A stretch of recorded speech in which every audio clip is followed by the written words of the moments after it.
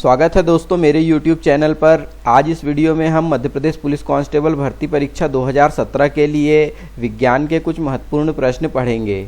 सभी प्रश्न Madhya Pradesh police constable भर्ती परीक्षा 2017 से लिए गए हैं।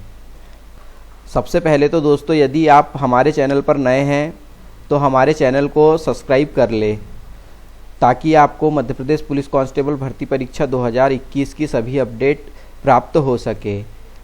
आइए शुरू करते हैं पहले प्रश्न से।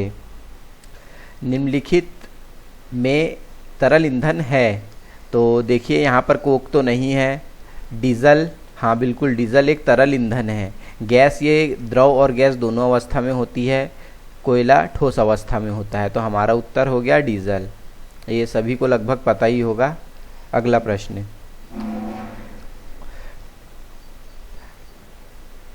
ठंडे जल युक्त बोतल की बाहरी सतह पर जल की बूंदें कैसे निर्मित होती है। चलिए देखते हैं। बोतल में उपस्थित जलवाष्प संघनित होता है तथा बाहर की ओर भेदन करता है। नहीं, ये तो गलत है। दूसरा, वायु में उपस्थित जलवाष्प बोतल की सतह पर संघनित होते हैं। बिल्कुल सही है। ठंडा जल होता है, बोतल में भरा जाता है, तो उसके बाद जो वातावरण में नमी है वह बोतल पर पड़ती है और पानी की बूंदें आ जाती है उस पर। तो ये इसका उत्तर हो जाएगा। नाभिकीय रिएक्टर में शीतलक का उपयोग इसके लिए किया जाता है। नाभिकीय रिएक्टर में शीतलक का प्रयोग किया जाता है ऊष्मा विनिमायक में ऊर्जा को रिएक्टर से जल में स्थानांतरित करने के लिए। तो ये इसका उत्तर है। अगला प्रश्न, खादिन, बूंदी आहार तथा कट्टा प्राचीन संरचनाएं हैं जो निम्नलिखित के उदाहरण हैं। तो ये सभी जो उदाहरण हैं ये जल संरक्षण के उदाहरण हैं। अधिकांश शैवाल में मुख्य वर्णक और अतिरिक्त वर्णकों के रूप में क्लोरोफिल है। भूरे शैवाल में उपस्थित वर्णक है, तो ये कौन सा है? तो ये हो जाएगा फ्यूकोजैंथोफिल। ये इसका उत्तर है। कोई व्यक्ति भोजन को निगलने के बाद उसे निम्न के कारण नहीं रोक सकता है। चलिए ठीक है, क्योंकि आंत की अनैच्छिक प्रकृति होती है। इसमें कुछ भी हमारी इच्छा से नहीं होता है, सभी ऑटोमेटिक होता है। अगला प्रश्न, लकड़ी के लट्ठों को जलाते समय उनके बीच खाली जगह छोड़ी जाती है। वह क्यों किया जाता है? खाली जगह क्यों छोड़ी जाती है? ताकि वे जब जले तो उनके जलने के लिए वायु की गति में मदद मिले। तो ये इसका उत्तर है, क्योंकि आग हमेशा वायु की उपस्थिति में जलती है। चलिए आगे देखते हैं। शक्तिशाली चुंबक अपना चुंबकत्व उस स्थिति में खो देता है जब उसे गर्म किया जाता है। कहाँ पर है? इसे उच्च तापमान पर गर्म किया जाता है। जब चुंबक को गर्म किया जाता है तो उसका चुंबकत्व खत्म हो जाता है। तो यह हमारा उत्तर है। निम्न में से कौन सा एक दृढ़ निर्जीव मुक्त रूप से परागम्य तथा मुख्य रूप से सेल्यूलोज से बनी होती है? तो ये कोशिका भित्ति होती है जो सेल्यूलोज से बनी होती है। तो ये हमारा उत्तर है। नाभिकीय का क्या कार्य होता है? नाभिक का क्या कार्य होता है? नाभिक का कार्य होता है यह कोशिकाओं में सभी गतिविधियों को नियंत्रित करता है। तो ये हो गया। निम्नलिखित में से किस खगोलीय पिंड को उल्का के रूप में भी जाना जाता है? तो ये है उल्का पिंड। किधर है? ये है। एक अस्थि अन्य अस्थियों से खालिस्तान द्वारा संयोजित रहती है। तो ये स्त्रायु से संयोजित रहती है, के द्वारा संयोजित रहती है। आपतन बिंदु पर आपतन किरण, परावर्तित किरण तथा अभिलंब खालिस्तान में स्थिर होते हैं। तो ये होते हैं समान समतल पर। मानव में इस प्रकार का निषेचन होता है। तो ये हो जाएगा आंतरण निषेचन। तो ये इसका उत्तर है। बिल्लियों और गरुड़ जैसे पक्षी दिन में इसके कारण बहुत अच्छी तरह देख सकते हैं, तो इसका उत्तर है बड़ी संख्या में शंकुकोशिका। इसके कारण वे बहुत अच्छी तरह से देख सकते हैं। वह भाग जो अंडे बनाता है, तो ये होता है स्त्री केसर, जिसमें अंडे बनते हैं। एक अनियंत्रित नाभिकीय श्रृंखला अभिक्रिया में निर्मित होने का आधार है, तो इसका आधार है परमाणु बम। ठीक है। यूरिया है, यूरिया एक नाइट्रोजनी उर्वरक है, नाइट्रोजनी उर्वरक।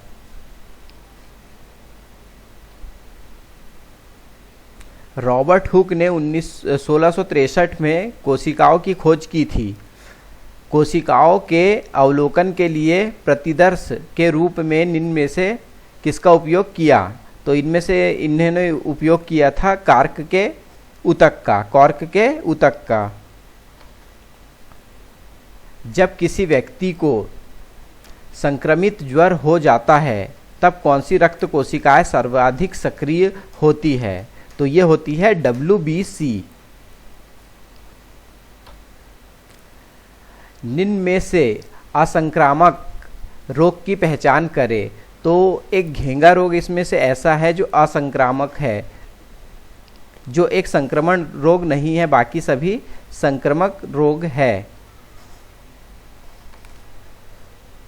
वृद्धि हार्मोन इसके द्वारा स्त्रावित होता है। वृद्धि हार्मोन्स होता है पीयूष ग्रंथि के द्वारा स्त्रावित।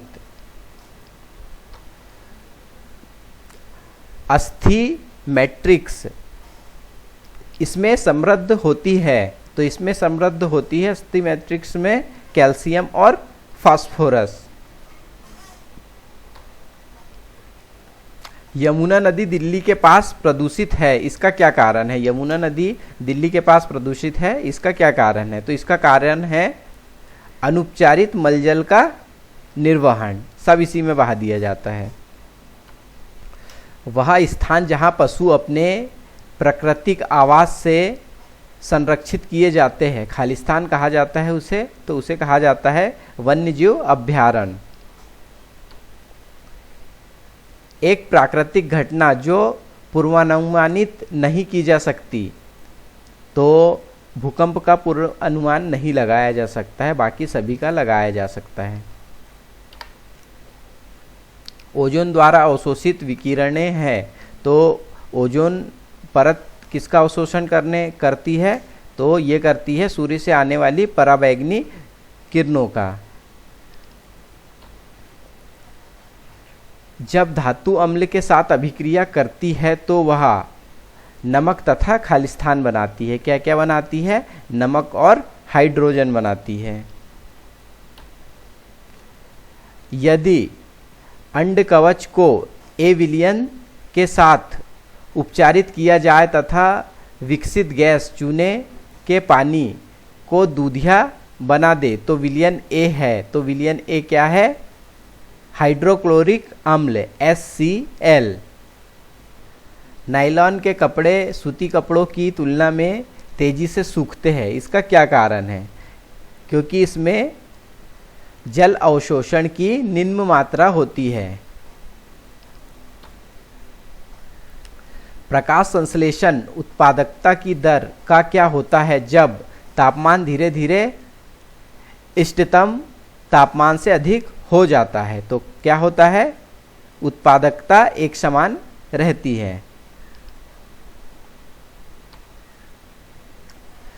वाहनों में प्रयुक्त होने वाला पीछे देखने वाला दर्पण कौन सा है? तो ये दर्पण कौन सा है? वाहनों के दर्पणों में प्रयोग होता है उत्तल दर्पण। विद्युत धारा निम्नानुसार प्रभावित होती है। किस प्रकार से प्रभावित होती है यह? तो यह होती है उच्च विभव से निम्न विभव की ओर प्रभावित होती है।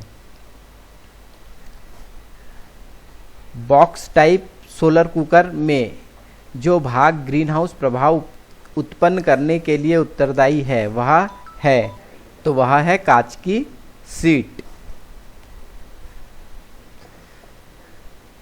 पौधों में एक प्रकार का ऊतक जो सक्रिय रूप से विभाजित होता है, वह कौन सा है? तो वह होता है विभोज्य ऊतक। एक भ्रूण बड़ा होकर शिशु बनता है, इस परिवर्तन के लिए सर्वाधिक सक्रिय प्रक्रिया कौन सी होती है?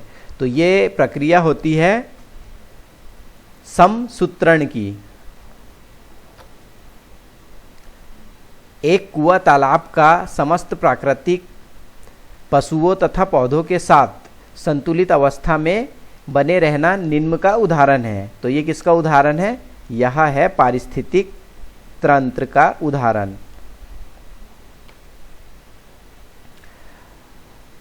पराशरण की सबसे उचित परिभाषा का चयन कीजिए। तो पराशरण की सबसे उचित परिभाषा इनमें से कौन सी है? तो वो है एक अर्धपरागम्य झिल्ली के माध्यम से उच्च सांद्रण के क्षेत्र से निम्न सांद्रण के क्षेत्र में जल के अणुओं की गति। एक चक्रवात के केंद्र में कम दबाव वाले क्षेत्र को इस नाम से जाना जाता है। किस नाम से जाना जाता है? तो उसे जाना जाता है आई के नाम से। खरीफ की फसल को इससे भी संदर्भित किया जाता है। तो खरीफ की फसल को कहा जाता है, खरीफ की फसल बोई जाती है वर्षा ऋतु में, इसलिए कहा जाता है इसे वर्षा ऋतु की फसलें। उन तकनीकों की पहचान करें जो कृषि में संधारणीयता प्राप्त करने में सहायक होती है। तो सिर्फ शस्य आवर्तन, मिश्रित खेती, तो ये सभी है इसमें, उपरोक्त सभी। गोताखोर विशेष सूट पहनते हैं इससे बचने के लिए। किससे बचने के लिए गोताखोर जो है विशेष प्रकार के सूट पहनते हैं? तो वो पहनते हैं उच्च दाब से बचने के लिए। जब समुद्र में नीचे की ओर जाता है तो ऊपर से पानी का बहुत अधिक दबाव पड़ता है, तो उस दबाव से बचने के लिए ये क्या करते हैं? एक विशेष प्रकार का सूट पहनते हैं। टेंटपोल इसका विकासशील चरण है। तो किसका है ये? ये होता है मेंढक का एक विकासीय चरण। भू प्रदूषण जिसमें उच्च लवण मात्रा के कारण खेती के लिए भूमि अनुपयुक्त होती है, उसे क्या कहा जाता है? उसे कहा जाता है लवणता। पशु जो संक्रमित अभिकर्ता को अस्वस्थ व्यक्ति से स्वस्थ व्यक्ति तक ले जाते हैं, तो वे कौन होते हैं? सॉरी, हमारा प्रश्न है सदिश राशि है, तो सदिश राशि कौन सी है इनमें से? तो सदिश राशि यही है, पशु जो संक्रमित अभिकर्ता को अस्वस्थ व्यक्ति से स्वस्थ व्यक्ति तक ले जाते हैं, तो यह है एक सदिश राशि।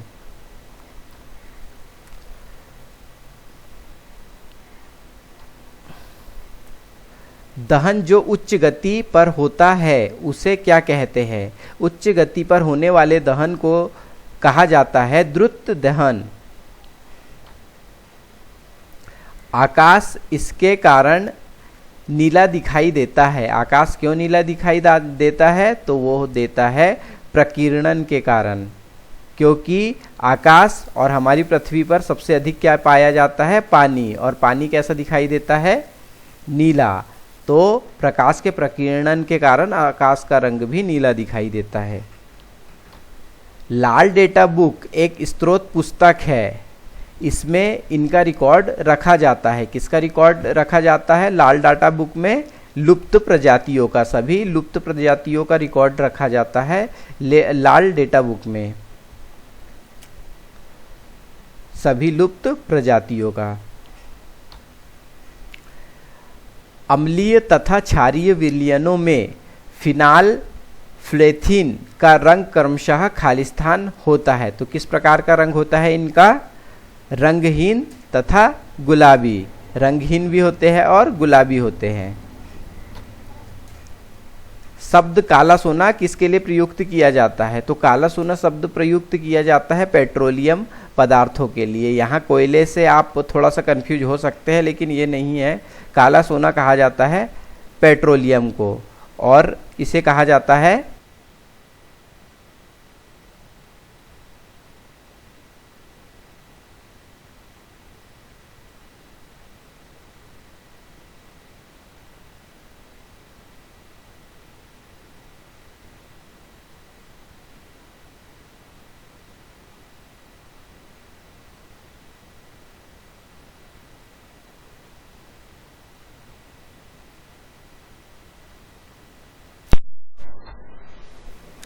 उच्च गलनांक और क्वथनांक के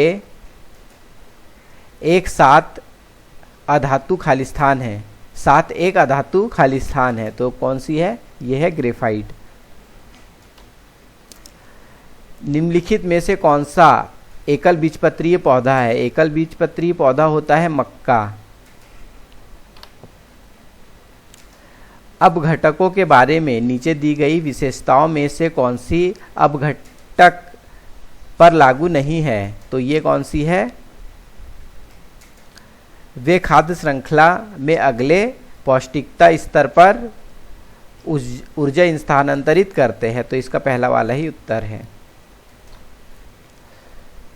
कोशिका के भीतर की संरचनाएं इसके माध्यम से स्पष्ट रूप से देखी जा सकती है, तो किसके माध्यम से? इलेक्ट्रॉन सूक्ष्मदर्शी के माध्यम से।